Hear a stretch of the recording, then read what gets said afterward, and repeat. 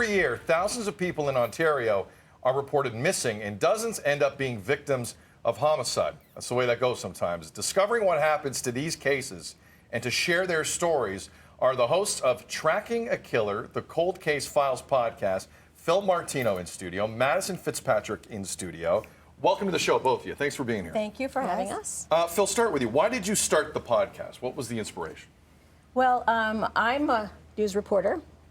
And when you work in radio, you essentially have 45 seconds to tell the story, right? But podcast gives you more time. And I cover a lot of crime.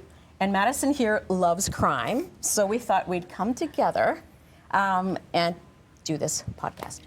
How do you choose which cases you work with?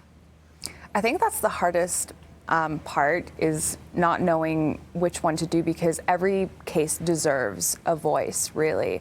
But it just comes down to who we're able to talk to, family members, things like that. But definitely we want to do a lot more cases because everybody deserves it. I have to tell you, I mean, knowing we were going to be talking today, I did engage in season 1. I forgot how much I loved true crime.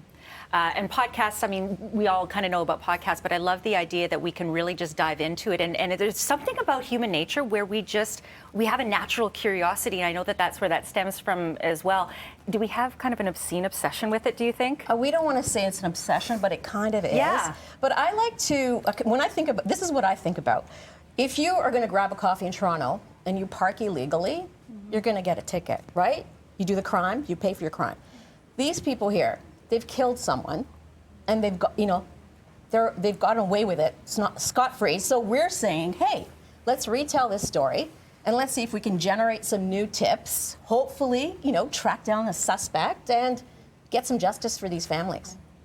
You mentioned families, and I have always said, and I will continue to say, one of the things we do not talk about enough in this country, when it comes to crime, when it comes to early bail, I don't care what the crime issue is the effects that families feel every single day, and the rights of families every single day, because quite frankly, our justice system at times puts that aside. Madison, when you're putting something like this together, what kind of feedback do you get from families? What are some of the things you're hearing as you're putting this together, and what type of responsibility do you both feel while something like this is being put together in terms of the family?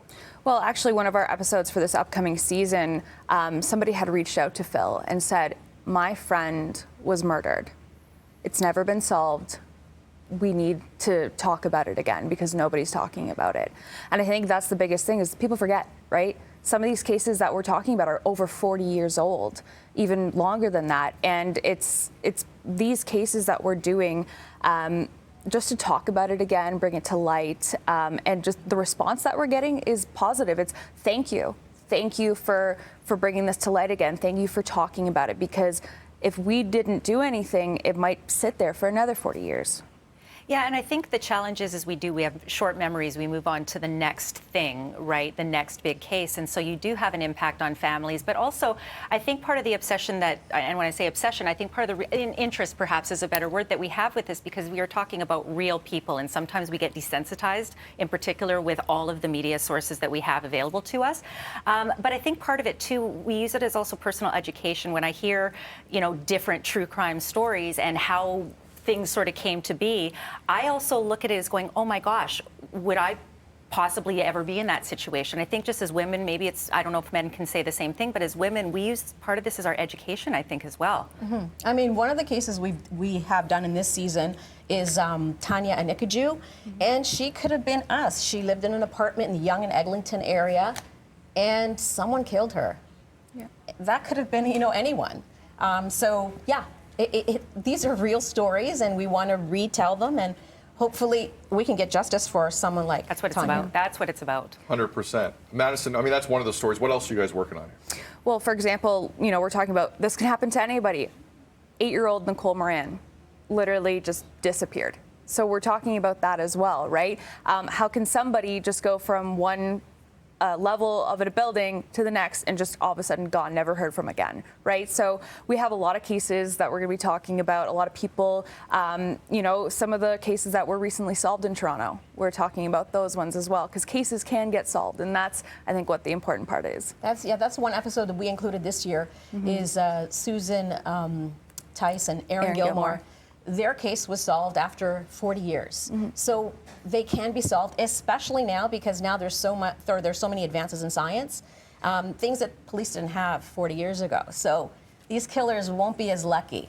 Wouldn't it be nice if you'd be able to have updates? Like, I think, you know, right now we kind of go case to case and hope that it brings more attention, but I can't wait for the idea that maybe there can be updates and we start to see a resurgence of information that can bring closures to the families. I was listening on my podcast app, so there are many ways that you can listen to your podcast as well.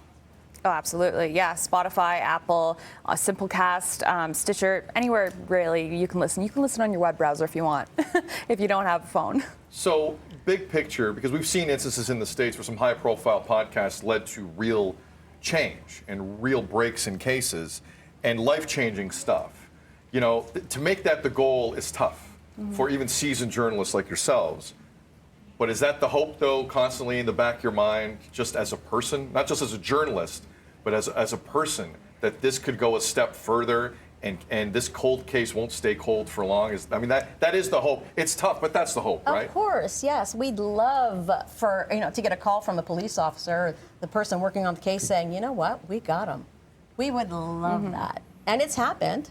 There have been podcasts where they've retold the story and they have a suspect. So yeah, I think the important part is like you were saying, Dawn, not to just talk about crimes that have been committed or talk about serial killers, because that's what everybody likes to watch, right, and talk about. But we wanted to really do something that it's happening to real people, and if there is a possibility to make a change, we want to be a part of that. So that's why we're doing it. Well, I just started digging into season 1, and I'm already planning for my plane trip home to Vancouver to start, diving into it more. And then the new season is getting ready to kick off, right?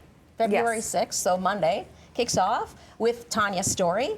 And so we're hoping that people tune in. And if you know something, say something, right? Police they always tell us they're one tip away from solving a case. Exactly. So please. And not to overload your DMs or anything, but can people reach out with ideas going Of forward? course. Because this, unfortunately, there are enough stories. It's sad to say, but it's true. People can reach out, right? Oh, absolutely. Yeah, I mean, they can email us or contact us on Twitter or anything. But basically, if you do hear the podcast and you have a tip, you can always call Crime Stoppers and do that anonymously. You don't have to have a name to it. So, yeah. Fantastic. Phil Martino, Madison Fitzpatrick of the Rogers News family. They are tremendous journalists. They care. I don't know if you can pick up on that as we've talked. They genuinely care. Tracking a killer, the cold case files. Check it out. It sounds amazing, and you might learn something, or even something more profound will take place. Thank you both for coming in. Thank you. Thank you so Really much. appreciate it. Thank you.